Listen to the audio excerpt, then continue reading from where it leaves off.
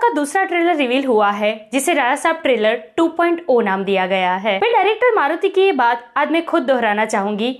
बार बार मेरा ये कहना आपको बोरिंग लग सकता है। राजा साहब एक ऐसी मूवी बनने जा रही है ना, जो आगे चल के हॉरर कॉमेडी मूवी जॉनरा का नक्शा ही पलट के रख देगी। अब ऐसा मैं क्यों कह रही हूँ? ट्रेलर 2.0 में ऐसा क्या स्पेशल है? क्या कुछ हिडन डिटेल्स है इसमें? इससे राजा साहब की कहानी के बारे में और खास करके प्रभास और संजय दत्त के कैरेक्टर के बारे में क्या कुछ पता चलता है, इन सबके ऊपर डिटेल में बात करेंगे।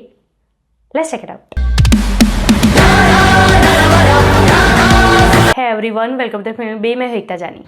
प्रभास की upcoming horror comedy movie the Raja Saab का सेकंड ट्रेलर मतलब कि ट्रेलर 2.0 आज रिवील हुआ है। पूरे 3 मिनट 20 सेकंड का है ये ट्रेलर और भाई यकीन मानो ये पूरी 3.25 मिनट ना फायर है फायर। भाई क्या समझते हो, राजा साहब को छते पे पड़ी मधुमक्खी है क्या? राक्षस है ये राक्षस जो बॉक्स ऑफिस को कच्चा चबा जाएगा। एक्चुअली ये दूसरा ट्रेलर है राजा साहब का, लेकिन जो पहले वाला लंबा चौड़ा ट्रेलर आया था ना, उसकी इसमें ना के बराबर फुटेजेस डाली गई है। Totally new scenes, totally new footages, एकदम फ्रेश ट्रेलर रिवील किया गया है। इसमें कॉमेडी भी है, लार्जर देन लाइफ सीन भी है, एक्शन भी है और यकीन मानो इन सब ने मिलके ना आग लगा दी, आग लगा दी, आग लगा दी। ये कहानी है दादी और पोते की, जिनके बीच विलन बन के एंट्री मारी है खुद प्रभास के दादा ने, मतलब कि संजय दत्त ने। एक ऐसा इंसान जो ब्लैक मैजिक जानता है, हिप्नोटिज्म के जरिए ना ये किसी भी इंसान को कहीं पर भी ले जा सकता है, लोगों की कमजोरियों को पकड़ता है और सीधा उस पर हमला करता है। अजीब सी बात यह है कि प्रभास की दादी, जिन्हें भूलने की बीमारी है,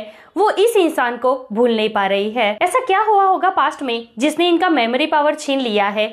सब कुछ भूल जा रही है, लेकिन इस एक इंसान को एक सेकंड के लिए भी ये भूल नहीं पा रही। वैसे इस ट्रेलर से एक बात और ज्यादा पक्की हो गई है, इस मूवी में ना 2 किस्म के एरा दिखाए जाएंगे, एक पास्ट का तो एक प्रेजेंट का। साथ ही में इसमें टाइम ट्रेवल भी होगा। टाइम ट्रेवल कैसे वो आगे बताऊंगी, जो काफी दिलचस्प है। लेकिन अभी बात करते हैं पास्ट एंड प्रेजेंट की। कहानी में ट्विस्ट ये है कि प्रभास की ये जो दादी है ना, ये कोई नॉर्मल वुमन नहीं है। ये पिछले जन्म में देवनगर की महारानी थी, जिनका नाम था गंगाबाई। अब इस पिछले जन्म में कुछ तो ऐसा हुआ है गंगाबाई और संजय दत्त के बीच कि मरने के बाद गंगाबाई को तो मुक्ति मिल गई, उनका तो पुनर्जन्म हो गया, लेकिन संजय दत्त, उनकी आत्मा अभी भी भटक रही है।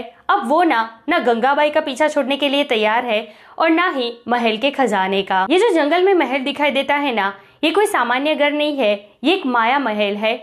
यहाँ पर संजय दत्त का राज चलता है। यहाँ पर आने वाले इंसान को अपने माया जाल से वो सब कुछ दिखा सकता है जो रियल में एग्जिस्ट नहीं करता। मतलब जो चीजें वाकई अस्तित्व में नहीं है, ऐसी सारी चीजें वो लोगों को दिखाता है, अपने माया जाल से सबको भ्रमित करता है। ये जो ट्रेन निकली है ना अचानक से प्रभास के पास से, ये वही माया जाल वाला सीन है। अब प्रभास को अपनी दादी को इस इंसान से मुक्त करवाना है, साथ ही में महल के खजाने को भी। अब प्रभास अपनी दादी को और राजमहल के खजाने को इस मायावीर इंसान से कैसे मुक्त करवाएंगे, ये देखना वाकई दिलचस्प होगा। वैसे जब से राजा साहब अनाउंस हुई है ना, तब से प्रभास के अलग अलग कई सारे कैरेक्टर्स देखने को मिले हैं। विंटेज वाला लुक, ये ओल्ड प्रभास वाला लुक। लेकिन भाई ये लुक, ये क्या था? ये क्या बना दिया है प्रभास को? यहाँ पर क्या कर रहे हैं वो? यहाँ आखिर वो ऐसे रूप में क्यों है? यार ये वाकई शॉकिंग भी था और डरावना भी। आई थिंक मुझे ना यहाँ पर टाइम ट्रैवल लग रहा है। ये जो ओल्ड प्रभास दिख रहे हैं ना, उनके जो ये सारे सीन है वो शायद टाइम ट्रैवल के ही है। नॉर्मल प्रभास जो है वो शायद इस मायावीर आत्मा से जीत नहीं पा रहे होंगे, जो बिल्कुल प्रैक्टिकल है।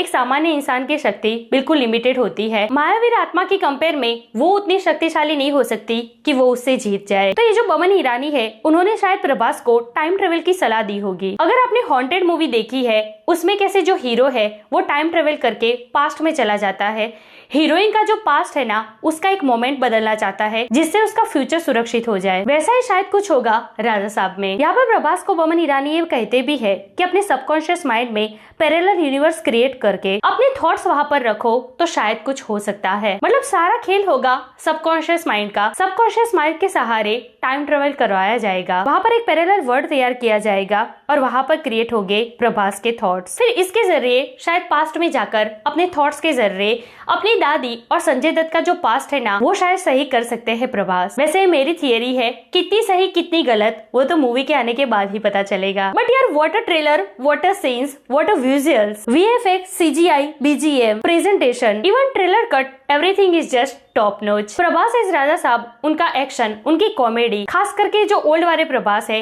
इस कैरेक्टर को जब जब भी देखते हैं ना, लिटरली रोंगटे खड़े हो जाते हैं। और ऊपर से इसमें भी ये वाला सीन, संजय दत्त के सीन पहले के ट्रेलर के मुकाबले में ज्यादा दिखाए गए इसमें, और हर एक फ्रेम में ना संजू बाबा बहुत ही अच्छे लग रहे हैं। सो इस पूरे ट्रेलर में एक सीन ऐसा नहीं है, एक फ्रेम ऐसी नहीं है जहाँ पर नुक्स निकाला जा सके। हाँ, जबरदस्ती कूल बनने के चक्कर में कोई नुक्स निकालता है तो वो अलग बात है। 9 जनवरी 2026 बहुत ही गिनती के दिन बाकी रह जाते हैं राजा साहब रिलीज को। आप मुझे बताइए, आप में से कितने ऐसे हैं जो राजा साहब फर्स्ट डे फर्स्ट शो देखने जाने वाले हैं? अब क्या लगता है आपको, राजा साहब अपने डे 1 पर वर्ल्ड वाइड कितना कलेक्शन करेगी? कमेंट करके मुझे जरूर बताइए। ऐसे अपडेट के लिए हमारे चैनल को प्लीज सब्सक्राइब कीजिए। मैं मिलूंगी आपसे अगले वीडियो में एक नए रिव्यू के साथ। तब तक प्लीज आपका बहुत ख्याल रखिएगा। जय हिंद।